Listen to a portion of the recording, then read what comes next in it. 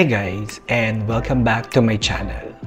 As I promised in my previous video, i-share ko sa inyo yung naging itinerary namin sa Japan, yung mga naging gastos namin, and bibigyan ko rin kayo ng tips kung paano makakatipid in case magta-travel kayo sa Japan. So without further ado, let's get started. Okay, Day 1. Ito yung nag-arrive kami sa Narita Airport. And then sumakay kami ng limousine bus from Narita Airport papunta ng Shinjuku Express Bus Terminal. Tapos nilakad lang namin from the terminal going to our hotel, which is yung Hotel Tateshina. Around 12 to 15 minutes walk lang siya from the terminal. And then after namin mag-check-in, naglibot-libot lang kami sa Shinjuku. So naglakad-lakad lang kami, napunta kami ng Kabukicho. And then after that, nag-shopping ako sa 2nd Street. And after namin mag 2nd Street, nagpunta naman kami ng Don Quijote para mamili na rin ng mga kung ano-ano, mga chocolates and kung ano pa yung mga nakita namin dun sa Don Quijote. Day 2. So, yung Day 2, supposedly, pupunta kami ng Mount Fuji. Unfortunately, hindi kasi kami bumili ng bus ticket ahead of time. So, the day before nung intended date namin. Kasi ang ginagawa namin, chinecheck muna namin sa live cam ng Mount Fuji kung okay ba yung weather. So, nung second day namin, chinek namin nung umaga, okay naman yung weather ng Mount Fuji. So, nag-decide kami na on that day, dapat pupunta kami ng Mount Fuji. Pagpunta namin ng Express Bus Terminal, yung schedule na lang, actually andun kami ng 7 o'clock ng umaga. Pagpunta namin doon, ang schedule na lang, next trip going to Kawaguchiko is 12:15 ng tanghali.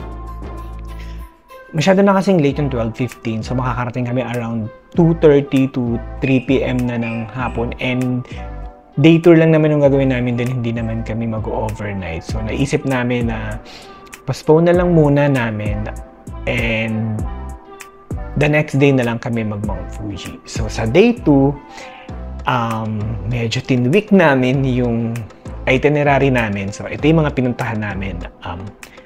Nagpunta kami ng Tokyo Metropolitan Government Building, so observatory deck. Free entrance lang to, so malapit lang din siya sa may Shinjuku Station. And then after nito, nagpunta kami ng Tokyo Imperial Palace. Pero hindi na kami pumasok sa loob. Ang ginawa lang namin, nag-picture-picture lang kami sa labas. Kasi yung surroundings niya is maganda naman. And wala rin kasi kaming ticket. So, dun kasi sa Tokyo Imperial Palace, namimigay lang the last time na napunta ako doon, it's either 9 a.m. or 1 p.m. yung schedule na pwedeng pumasok sa loob, and namimigay sila ng ticket pero limited lang yun. So, kung wala kang ticket, hindi ka makakapasok. Since medyo tanghali na rin kami nakarating doon, so, and I think wala na rin kaming makukuhang ticket, nag-picture-picture na lang kami sa labas. After noon, nagpunta naman kami sa may Asakusa. So, nandito yung Sensoji Temple. And then, after namin sa Sensoji Temple, actually walking distance lang yung Sumida River. Dito sa Sumida River, actually makikita nyo na yung Sky Tree. So, walang mga entrance dito. So, picture-picture lang kami dito. And after namin nung Sumida River, actually medyo maaga pa to, hapon pa lang siya, maliwanag pa. Pero kailangan na namin bumalik sa accommodation kasi kikitain nga nung pinsan ko yung friend niya, yung mayaman niyang friend, which is nilibre kami ng dinner sa isang restaurant, ramen restaurant. Day 3. So, finally, itong araw na to, natuloy na yung Mount Fuji trip namin. So, whole day trip to. Ang pagdating namin ng Kawaguchiko Station, sumakay kami ng red na bus, and ang una naming pinuntahan ay ang Kawaguchiko Natural Living Center. So nakapalibot lang siya actually sa Kawaguchiko Lake. And then after that, nagpunta kami sa sightseeing boat ropeway. From sightseeing boat ropeway, pero hindi na kami nagsumakay ng tram kasi ano ba, ma-hazy kasi nun and maulap, hindi kita si Mount Fuji so baka masayang lang yung pera namin. Alam mo kung sasakay kami ng ropeway, yung tram. From sightseeing boat ropeway na station, nilakad lang namin siya actually hanggang Kawaguchiko Station. Malapit lang siya 550 meters. And then pagdating namin ng Kawaguchiko Station, sumakay naman kami ng train nila para pumunta ng Chureito Pagoda. So dito sa Chureito Pagoda, dito na kami naghintay para makita si Mount Fuji, and fortunately, it's worth the wait naman talaga kahit sunog na yung mukha namin sa ilalim ng araw. Nagpakita na rin si Mount Fuji and nag-clear kahit papano yung clouds na tumatakip sa kanya. Day 4. So, day 4, naglibot-libot lang uli kami sa mga tourist attractions sa Tokyo. So, inuna namin yung Ueno Park na pagdating namin napakaraming water lilies na ang lalaki.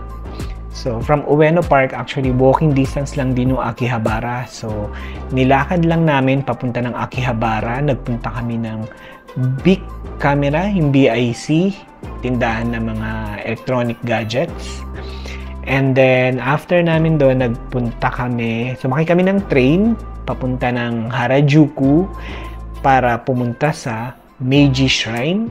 So, dito nyo makikita yung mga barrels of sake. Pero hindi na kami nagtuloy-tuloy hanggang sa loob para makita yung shrine. Ang ginawa namin, nagpunta na kami ng Takeshita Street sa may Harajuku. Dito kami kumain ng takoyaki and nag-video kung saan makikita mo yung sarili mo din sa may art nila. So, binubuksan nila yung video, tapos makikita mo yung sarili, makikita mo yung mga taong dumadaan. So, yun. And then after that, sumakay kami ng train, papunta naman ng Shibuya. So, medyo nagtagal din kami dito kasi nakailang tawid kami sa Shibuya Crossing, which is the world's busiest pedestrian crossing according yan kay Google. And then, dun sa Shibuya, andun din si Mega Don Quixote. So, mega siya, I think, kasi malaki. Which is, comparing dun sa dalawang napuntahan namin na Don Quixote, si Shibuya Mega Don Quixote is malaki talaga. Day 5. Ito naman, nagpunta kami sa Hiei Jinja Shrine. Ito yung may mga torii gates. I think may 3 torii gates sa Tokyo, yung kamukha ng nasa Kyoto. Pero ang pinuntahan na lang namin is yung Hiei Jinja Shrine. And then after namin dito sa shrine, nagpunta naman kami via train sa Ginza at dito na kami nag-shopping sa GU. And then medyo natagalan din kami sa pag-shopping. Siguro inabot kami ng 2 to 3 hours. So pagka-shopping namin, umuwi muna kami sa accommodation namin. Nilapag namin lahat ng shopping namin. Then nagpunta naman kami sa Ichiran. So, dito kami kumain nung ramen nila na sobrang sarap. And then, after namin kumain ng Ichiran, nagpunta naman kami ng Odaiba. Day 6. So, bali, ito na yung last day namin sa Japan. Ang ginawa na lang namin dito is, nagpunta kami sa Shinjuku Express Bus Terminal. Iniwan namin yung mga luggages muna namin dun sa coin locker. And then, kumain lang kami ng brunch. Then, nagpunta kami sa Shinjuku Gyoen National Park. Pero actually, hindi na kami pumasok kasi una, meron siyang entrance fee. Meron pala siyang entrance fee na 500 yen for adult.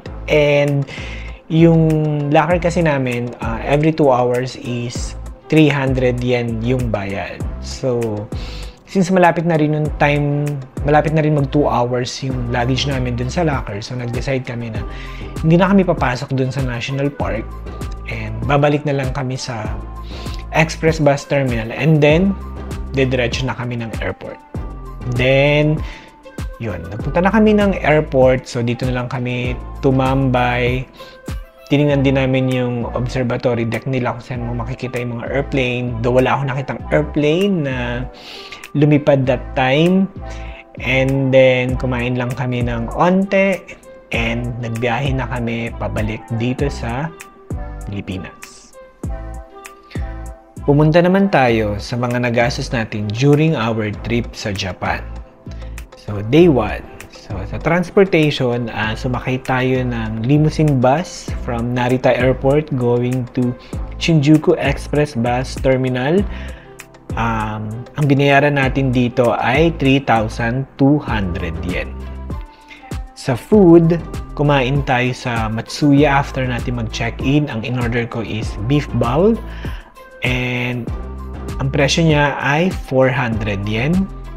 And then after namin mag-shopping sa Don Quijote, kumain kami ng takoyaki. Naghati-hati na lang kami. Ang binayaran namin each ay 500 yen. And then bumili lang ako sa Family Mart ng tubig na 1 liter. Ang presyo niya ay 112 yen. So ang total na nagastos natin sa food for day 1 is 1,012 yen. Shopping. So, sa 2nd Street, bumili ako dito ng 3 winter jackets. Yung presyo ng isang jacket ay 3,990 yen. So, ang total na binayaran ko ay 11,700 yen. Then, after namin sa 2nd Street, nagpunta kami sa Don Quijote. Bumili ako dito ng Alfort, Nissin cup noodles na seafood, and yung Rohi Chuboko na parang salonpas. Ang binayaran ko sa grocery ay 7,407 yen. Ang total na nagastos ko for shopping ay 19,107 yen. And then, SIM card. So, pag lapag namin sa Narita Airport, naghati na kami actually ng kapatid ko dun sa SIM card. Ang binili namin is yung 10 gig for 90 days. Yung iba kasi 1 gig and 3 days lang. So, 10 gig na yung binili namin para sure na hindi kami mawawalan ng data during our stay sa Japan. So, ang binayaran namin each sa SIM card ay 3,575 yen. And then, pinaset up na lang din namin yung SIM card dun sa phone. May bayad siya. So, naghati na rin kami. Ang binayaran namin each ay 250 yen. So, ang total na nagastos natin for SIM card ay 3,825 yen. Ang total na nagastos natin for day 1 ay 27,144 yen. Day 2. Dito sa day 2, ang nagastos lang natin ay transportation and food. So, sa transportation, puro trains ang sinakyan natin dito papuntang Tokyo Station, which is andito yung Imperial Palace. Asakusa, andito yung Sensoji Temple, and yung Sumida River. And then, eto pa uwi na kami. Sumakay kami ng papuntang Ginza, and then nag-transfer kami from Ginza. Sumakay naman kami papunta ng Shinjuku Sanchome Station. Total na binayaran natin for transportation is 1,010 yen. Sa food naman, nung breakfast, ang bumili tayo ng Spam Musubi. Yung pangalan niya sa Family Mart to. Then, bumili rin tayo sa Family Mart ng ham and cheese sandwich and salmon onigiri. Then, nung nandun kami sa Asakusa, kumain kami sa McDonald's. And then, pagbalik namin sa accommodation namin, kinita namin yung friend ng pinsan ko. And yun, delivery kami ng dinner. Ang sarap din ng ramen. I think nasa 950 yen yun. Sobre siya. At hindi ko naman siya binayaran. Hindi ko na siya sinama dito sa listahan natin. And then after that, pumunta uli kami ng Family Mart. Bumili lang ako ng water uli. And nung Kirishima SL Super Vanilla. Ito yung ice cream na nasa cup. Ang total na nagastos natin for day 2 is 2,819 yen. So, medyo mura-mura ng onte. Day 3. So, ito na yung nagpunta kami ng Mount Fuji. So, bumili kami ng ticket sa Shinjuku Express Bus Terminal. Ang ticket papunta from Shinjuku to Kawaguchiko Station is 2,200 yen each. And then, nung nandun kami sa Kawaguchiko Station, dalawang stations na pinuntahan namin surrounding the Kawaguchiko Lake, which is yung Kawaguchiko Natural Living Center. Ang pamasahe niya from Kawaguchiko Station is 570 yen. And then, from Kawaguchiko Natural Living Center, pumunta naman kami sa sightseeing boat ropeway. Ang pamasahe ay 470 yen. So, ang naging pamasahe namin dun sa Red Line bus na umiikot sa Kawaguchiko Lake ay 1,040 yen. Pagbalik namin sa Kawaguchiko Station, sumakay naman kami ng train papunta ng Chureito Pagoda. Ang pamasahe round trip ay 620, so 310 one way. And then, since express train yung available or yung next schedule, kailangan namin magbayad ng additional 200. So, yung papunta nag-express train kami, yung pabalik din nag-express train kami. So, ang binayaran namin dun sa train ay 1,020 yen.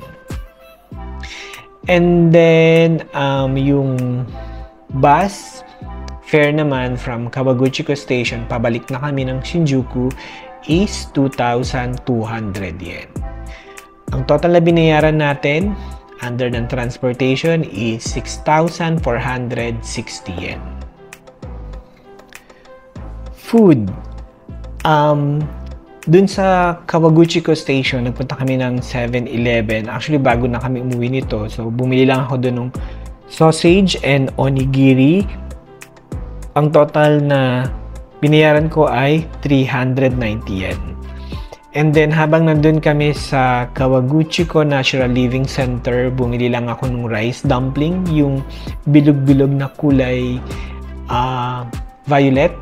So, ang binayaran ko ay 500 yen. Then, bumili lang din ako ng water. Ang binayaran ko ay 110 yen. Tapos, nung nakauwi na kami sa accommodation namin, kumain kami sa Yoshinoya. Ang in-order ko ay stamina bowl. Ang binayaran ko ay 964 yen. So, ang total na nagastos natin sa food ay 1,964 yen. Shopping. After namin kumain sa Yoshinoya, so, nagpunta naman kami sa Don Quijote. Ito naman yung malapit sa may Shinjuku Express Bus Terminal. So, bumili ako dito ng nose mint, nung alphabet chocolate, yung baked creamy cheese, at saka nung mga seaweed. Ang total na binayaran ko sa grocery sa Donki ay 5,246 yen. Ang total na nagastos natin sa day 3 ay 14,034 yen.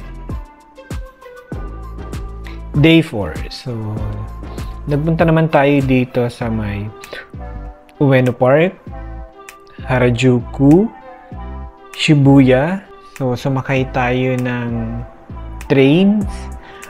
Ang nagastos natin sa transportation ay 910 yen. Food. Dito naman sa food, nung morning, bumili lang ako sa Family Mart nung onigiri na seaweed and yung boneless chicken. Ang total na binayaran ko ay 358 yen. And then, kumain kami ng takoyaki sa Takeshita Street. Ang binayaran ko dito ay 700 yen. And then, pag uwi namin sa accommodation, kumain lang kami ng dinner sa Matsuya. Ang in-order ko dito ay pork ribs. Ang binayaran ko ay 590 yen. And then, after namin mag-dinner, bumili lang uli ako ng ice cream sa Family Mart. Ang in-order ko is yung Choco Mint. Ang binayaran ko ay 198 yen. Ang total na binayaran ko for food for day 4 ay 1,846 yen. Shopping. So, nag-shopping kami sa Mega Don Quijote sa may Shibuya. Bumili ako dito nung kiwi sparkling drink at saka nung mentolatum stick at saka nung mochi truffle. Ang total lang na binayaran ko ay 795 yen. Ang total na nagastos ko sa day 4 ay 3,915 yen. Day 5. So, sumakay uli kami ng trains papunta sa mga destinations namin. So, yung papunta ng Akasaka Mitsuke, ito yung sa may Hiei Jinja Shrine. And then, Ginza, dito kami nag-shopping sa GU. And then, bumalik kami ng accommodation. And then, from Shinjuku, sumakay uli kami ng train. Papunta naman ng Tokyo Teleport Station. Ito yung papunta ng Odaiba. And then, nung pabalik na kami, dito uli kami sumakay from Tokyo Teleport papunta ng Shinjuku Station. Ang total na nagastos ko sa transportation nung day 5 ay 1,620 yen. Food. So, nung morning, nag-breakfast na lang kami sa Starbucks. Ang in-order ko ay ice mocha at saka sausage pie. Ang binayaran ko ay 891 yen. Pagkabalik namin from shopping dun sa Ginza, kumain kami sa Ichiran. Ang in-order ko is yung bestseller nila, Tonkotsu Ramen. Ang binayaran ko ay 980 yen. And then, nung after na naming mag-pack, medyo nagutom ako. So, lumabas ako, nagpunta uli ako ng Matsuya. Bumili naman ako nung bibimbap. Ang binayaran ko ay 630 yen. Ang total na nagastos ko for food nung day 5 ay 2,501 yen. Shopping. So, ito na yung nag-shopping kami sa GU. Bumili ako dito ng trench coat para dun sa pamangkin ko. Bumili rin ako ng boxers and long sleeves. Ang total na binayaran ko for shopping is 5,673 yen. Ang total na nagastos natin nung day 5 ay 9,794 yen. Day 6. So, ito na yung last day natin sa Japan. Bali, under ng transportation, sumakay tayo ng limousine bus from Shinjuku Express Terminal going to Narita Airport. Ang pamasahe natin ay 3,600 yen. Food. After naming malagay mga gamit namin sa coin locker sa may Shinjuku Express Bus Terminal, nag-ikot-ikot lang kami and nakakita kami ng makakainan. Ang kinain ko dito ay katsudon. Ang binayaran ko ay 580 yen. And then, after namin kumain, nagpunta lang kami sandali sa may Shinjuku Gyoen Shrine. And then, bumalik na rin kami sa bus station para pumunta ng Narita Airport. Dito sa Narita Airport, bumili lang ako nung bread. Ito yung natural yeast punch. Parang choco bread. 170 yen siya. And then, carbonated water, 120 yen. Actually, nag-uubos na lang kami ng mga barya namin dito eh. Tapos, bumili rin kami ng takoyaki. So, hati kami nung pinsan ko. Ang binayaran ko ay 336 yen. And then, bumili lang din ako ng milk coffee dun sa may 7-Eleven. Sa may loob ng Narita Airport. Ang binayaran ko ay 135 yen.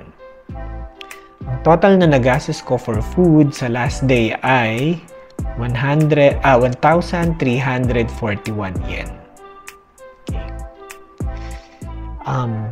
Shopping. So, ito na yung last shopping namin sa Japan. Dun sa duty free. So, bumili lang ako ng 5 Roy's chocolate at saka yung almond na chocolate na Meiji. Ang total na binayaran ko ay 5,640 yen.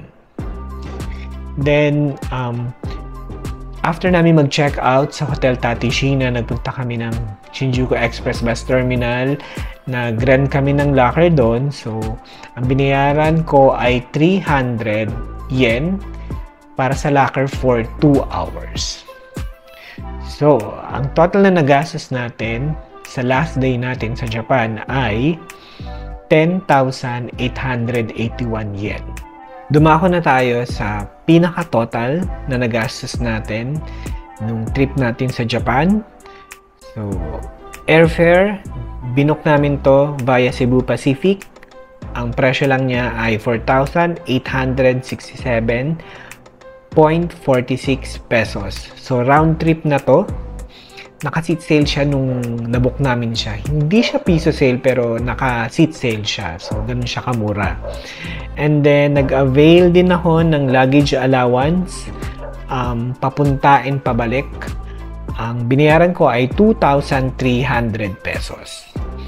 And then, yung accommodation namin sa Hotel Tatishina. So, hati-hati kaming tatlo. Ang naging share ko ay 10,443.92 pesos. Yung mga nagastos naman sa transportation dun sa Japan, yung bus, yung train, ang total na presyo niya ay 16,800 yen. Sa food, so lahat ng nagastos natin sa Family Mart, sa restaurant, sa fast food, mga street food, ang total na binayaran natin ay 10,473 yen. So, sa shopping, lahat ng na-shopping natin sa 2nd Street, sa Don Quixote, sa GU, pati na rin sa Family Mart, ang nagastos natin ay 36,825 yen. SIM card, ang share ko dito ay 3,825 yen. So, around nasa 7,000 plus siya. I-multiply by 2 nyo na lang kasi naghati kami dito ng kapatid ko eh. And then, sa locker, nag-avail ako ng locker for 2 hours. Ang binayaran ko ay 300 yen. So, ang total na nagastos ko sa airfare via Cebu Pacific, luggage allowance at saka hotel, Tatishina, ay 17,611.38 pesos. So, ang total naman na nagastos natin nung nandun tayo sa Japan ay 68,223 yen. So, kinonvert ko lang siya using the 0.39 exchange rate kasi yun yung prevailing exchange rate during that time eh. Ang equivalent niya in peso ay 26,606.97. So, ang total na nagastos natin dito sa Japan trip natin for 6 days ay drumroll 44,218.35 pesos. Yun. So, actually, ang nagpamahal lang naman talaga dito is yung accommodation, and Japan naman talaga, mahal naman talaga yung mga accommodations nila eh. Though, feeling ko meron pang mga mas mura dito, kung okay lang sa inyong magstay sa mga hostel, yung may mga dorm type, I think makakakuha kayo ng nasa 1,000, 1,500 per night kung hindi naman kayo maselan. And yung mga hostel naman sa Japan is maayos naman kasi first time kong mag-travel sa Japan noon, hostel yung tinuluyan namin and okay naman siya. And then, siguro yung shopping talaga, no? So sabi nila, pag nagpunta ka daw ng Japan, hindi mo mapipigilan yung sarili mo talaga na mamili. Kahit siguro sabihin mo sa sarili mo na hindi ka mamimili, hindi ka magsha-shopping, talagang mapapabili ka. So, feeling ko, ito yung nangyari sa akin. And then, ano pa ba? Mga tips na mabibigay ko sa inyo. Okay. SIM card. Actually, medyo napamahal kami sa SIM card kasi meron pang other options. So, kung yung cellphone nyo is compatible sa eSIM, I would suggest na bumili na lang kayo ng eSIM. I think meron naman siya sa Klook or nakalimutan ko na kung ano yung online store naman na nagbebenta ng eSIM. Kung hindi naman compatible yung cellphone nyo para sa eSIM, ang pwede nyong gawin para makatipid is bumili kayo sa airport ng SIM card na yung pinakamura, yung pinakamababa, yung 1 GB, para lang makarating kayo sa accommodation nyo kung hindi nyo alam kung paano mag-navigate papunta dun sa accommodation nyo. And then, once na nandun na kayo sa city, for example, dun sa Tokyo, doon na lang kayo bumili ng SIM. Yung mga big camera, nagbebenta sila ng mga SIM card na may data. And mas mura siya compared dun sa presyo ng airport. Yung sa accommodations naman, ako kasing nag-book ng accommodation namin and pinili ko na talaga yung malapit sa Shinjuku Station kasi andito na rin yung express bus terminal. Yung experience ko kasi, the first time na nag-travel ako sa Japan, yung trip namin pabalik na from Japan to Philippines, 10 AM yata yung schedule ng flight namin. So, umalis na kami ng mga 6, 7, and hindi kami makasakay ng train. So, sa Ryogoko kami nag-stay nun eh. Hindi kami makasakay ng train papunta ng Tokyo kasi rush hour. So, ayoko na uli ma-experience yun. Kaya, dito ko na napili mag-book sa may Shinjuku, which is napaka strategic naman talaga ng lugar kasi malapit siya sa lahat. And kahit, rush hour, hindi namin kailangan mag-train. Andun na rin yung express bus terminal papunta ng Narita Airport.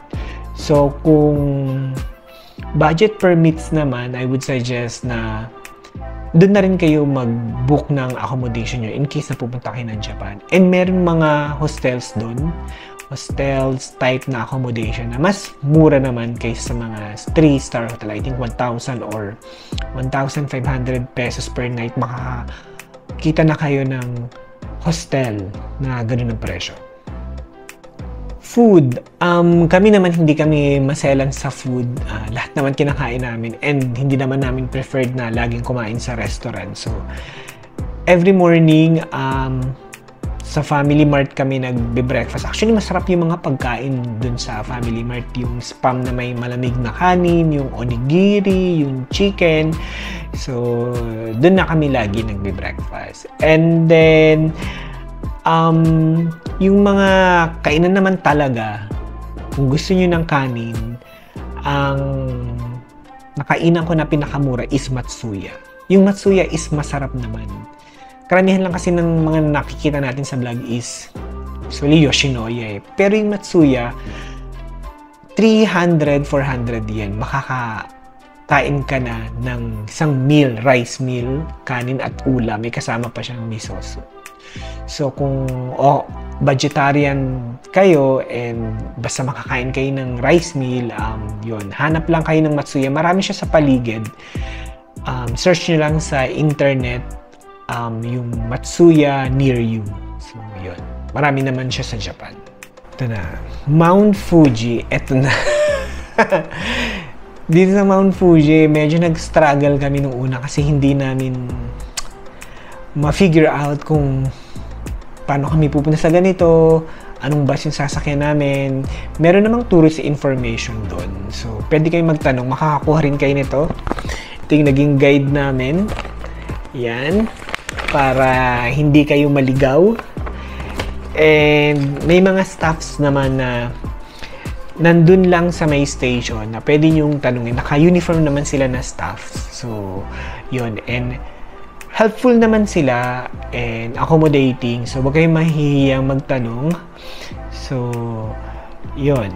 Dun sa Mount Fuji, kung marami kayong time and gusto nyo talaga laging sumasakay ng bus, I would suggest na bumili na kayo nung the unlimited ride pass. And then kung nakikita nyo, ayan.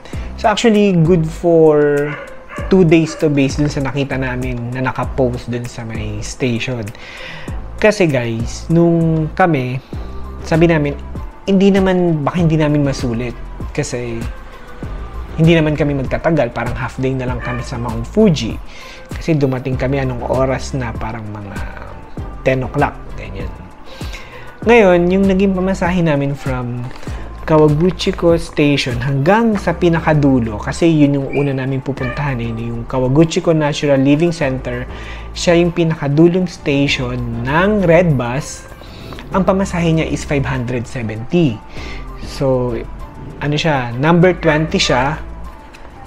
Then, pupunta naman kami sa number 9, which is sightseeing boat, ropeway na station. Ang pamasahe namin ay 470. So, that's 1,040 na. Eh, kung magsasakay pa kami ng mga bus uli, so, magkano uli yun? So, mga nasa 200, 300 siguro. Yung pinakamura nila is 180. Parang first 4 stations, 180 lang. So, kung kayo, nakikita nyo naman na lagi kayong sasakay ng bus, bumili na lang kayo ng unlimited pass. Kasi unlimited pass na yan, guys. Magagamit nyo pa siya sa Blue Line, basta Blue Bus. Ito yung mga dumadaan na Blue Bus at saka yung green na bus. So, dun sa Kawaguchiko, dun sa Mount Fuji, merong 3 buses, yung red, yung green, yung blue. So, iba-iba yung ruta nila, pero tinatanggap nila yung unlimited ride pass. So, kung ako sa inyo, bumili na lang kayo nun para at least sakay lang kayo ng sakay. Dun sa Kawaguchiko Station, meron yung Lawson. Yung Lawson kasi doon, pag nandun ka sa harap ng Lawson, makikita mo yung Mount Fuji sa likod niya. So, ang daming tao doon, ang daming turista. So, nagpunta kami doon para sana mag-take ng photo and videos, pero sabi namin, bili muna kami na makakainan namin bili muna kami ng pwede namin makain sa loob ng Lawson. Unfortunately, guys, no taking of videos pala sa loob ng Lawson. Hindi ko nakita yung sign. So, medyo sinigawan ako nung staff nila.